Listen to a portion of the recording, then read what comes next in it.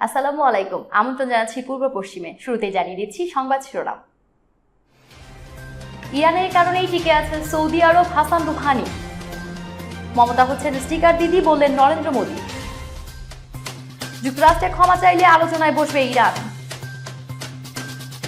শ্রীলঙ্কায় সন্ত্রাসীদের দমনে সহায়তা করবে পাকিস্তান, প্রধানমন্ত্রী ইমরান খান। এবং তুরস্ককে জুলাইতে S-400 হস্তান্তর করবে রাশিয়া। এবারে বিস্তারিত।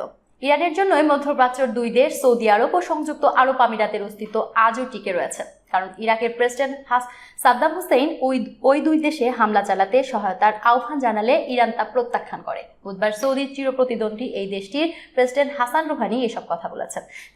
তিনি বলেন, যদি সাদ্দামকে সহযোগিতা করার জন্য যৌক্তিক সিদ্ধান্ত নেওয়া থেকে ইরান ফিরে না আসতো, তাহলে আজ এই দুই দেশের চিহ্ন থাকতো না।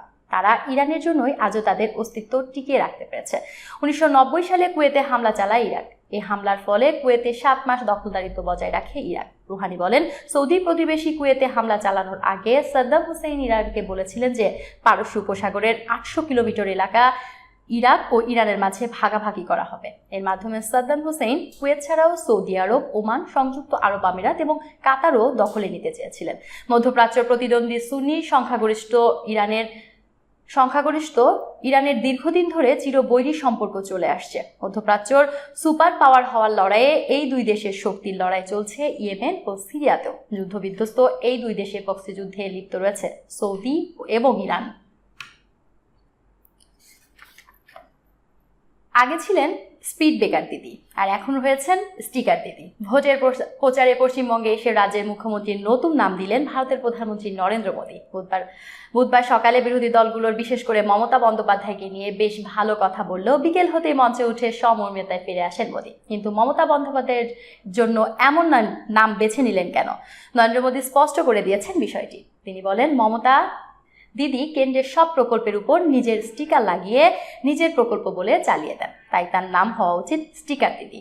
পশ্চিমবঙ্গের নদিয়ার তাহিরপুরে বুধবার বিকেলে এক নির্বাচনী জনসভায় অংশ নেন ভারতের প্রধানমন্ত্রী নরেন্দ্র মোদী। জনসভায় উল্লেখযোগ্য সময়েই কথা বলেন মমতা বন্দ্যোপাধ্যায়কে নিয়ে।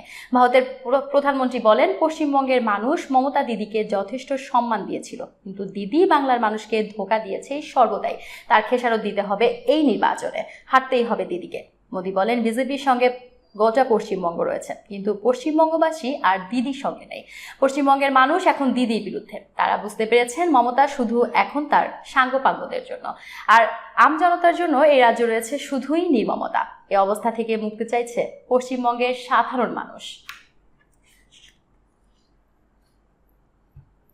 ইরানের সঙ্গে আলোচনার আগে যুক্তরাষ্ট্রকে চাপ উঠিয়ে ক্ষমা চাইতে হবে বলে জানিয়েছেন ইরানের প্রেসিডেন্ট হাসান রুহানি। বুধবার রাষ্ট্রীয় টেলিভিশন বরাত দিয়ে রয়টার্স এ খবর জানান। ওয়াশিংটনে নিষেধাজ্ঞার পর এ মঙ্গলবার নভেম্বরের তুলনায় তেলের দাম সর্বোচ্চ পর্যায়ে পৌঁছাবে। ইরানি তেলের আমদানির উপর নিষেধাজ্ঞার ছাড় আগামী সপ্তাহে শেষ হবে। আমদানি রপ্তানিকারকদের তেহরানের কাছ থেকে ক্রয় করা ও বিশ্বব্যাপী সরবরাহ করা কঠিন হয়ে পড়বে। রুহানি বলেন, আমরা সবসময় আলোচনা ও কূটনীতির জন্য একজন মানুষ হয়েছে, একইভাবে আমরা যুদ্ধ প্রতিরক্ষার জন্য হয়েছে। আলোচনা একভাবে সম্ভব যদি চাপ উঠিয়ে তারা তাদের অবৈধ কার্যকলাপের জন্য ক্ষমা চেয়ে পারস্পরিক সম্মানবোধ দেখায়। শ্রীলঙ্কায় সন্ত্রাসীদের দমনে যে কোনো পদক্ষেপে পাকিস্তান সহায়তা করবে বলে জানিয়েছেন দেশটির প্রধানমন্ত্রী ইমরান খান। বুধবার শ্রীলঙ্কার প্রধানমন্ত্রী রনিল বিক্রমাসিঙ্ঘের সঙ্গে ফোনালাপে একথা জানান তিনি। শ্রীলঙ্কার এই গভীর সংকটে পাকিস্তান তাদের পাশে আছে জানিয়ে লঙ্কান প্রধানমন্ত্রীকে ইমরান বলেন, ভয়াবহ এই হামলায় মানুষের মূল্যবান প্রাণহানিতে পাকিস্তান জনগণ খুবই উদ্বিগ্ন। এ দুঃসময়ে আমরা শ্রীলঙ্কার ভাইদের কাঁধে কাঁধ মিলিয়ে চলতে চাই। সন্ত্রাসীরা বিশ্ব নিরাপত্তার জন্য হুমকি উল্লেখ করে পাক প্রধানমন্ত্রী বলেন, সন্ত্রাসীদের কোনো ধর্ম ও দেশ নেই, তারা পুরো বিশ্বের নিরাপত্তার জন্য হুমকি। পাকিস্তানের পররাষ্ট্র মন্ত্রণালয়ের মুখপাত্র ডক্টর মোহাম্মদ ফয়সাল এক টুইট বার্তায় জানিয়েছেন, রনিল বিক্রমাসিঙ্ঘের সঙ্গে ফোন আলাপে ইমরান খান নিহতদের পরিবারের প্রতি সমবেদনা এবং আহতদের দ্রুত সুস্থতা কামনা করেন। এবছর জুলাই মাসে তুরস্ককে আকাশ ক্ষেপণাস্ত্র প্রতিরক্ষা ব্যবস্থা S-400 হস্তান্তর করবে রাশিয়া। দেশটির প্রধান রাষ্ট্রীয় রপ্তানিকারক রসপত্রনেক্সপোর্ট এ তথ্য জানান। বুধবার রাশিয়ার ইন্টারফ্যাক্স নিউজ এজেন্সির বরাত দিয়ে বার্তা সংস্থা রয়টার এ তথ্য জানান। আলেকজান্ডার মিখেভ ইন্টারফ্যাক্সকে বলেন, ইতিমধ্যে সবকিছু আলোচনা ও রাজি হয়েছে। রাশিয়ার সঙ্গে তুরস্ক S-400 চুক্তি সই করলে মার্কিন যুক্তরাষ্ট্র নিষেধাজ্ঞা আরোপ করার হুমকি দিয়েছে। এ নিয়ে আশকারা বলছে S-400 ক্রয় নিষেধাজ্ঞা জারি করা উচিত নয়, কারণ তুরস্ক ওয়াশিংটনের প্রতিপক্ষ নয় এবং ন্যাটো জোটের প্রতি অঙ্গীকারবদ্ধ। প্রসঙ্গত, তুরস্ক 1999 সালে 100টি F-35 জঙ্গি বিমান কেনার জন্য আমেরিকার সঙ্গে চুক্তি করেছে। এর মধ্যে গত বছরের 22 জুলাই প্রথম চালান হিসাবে একটি বিমান হস্তান্তর করে আমেরিকা। ন্যাটোভুক্ত দেশ তুরস্ক আমেরিকার নেতৃত্বাধীন কয়েকটি দেশের মধ্যে F-35 যুদ্ধবিমান তৈরি ও কেনার প্রকল্পে যুক্ত রয়েছে।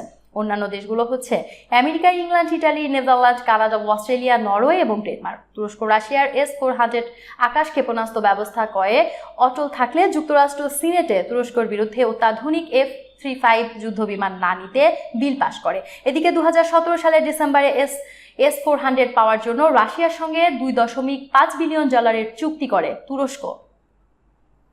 এই ছিল এখনকার মতো। এতক্ষণ সাথে থাকার জন্য ধন্যবাদ সবাইকে।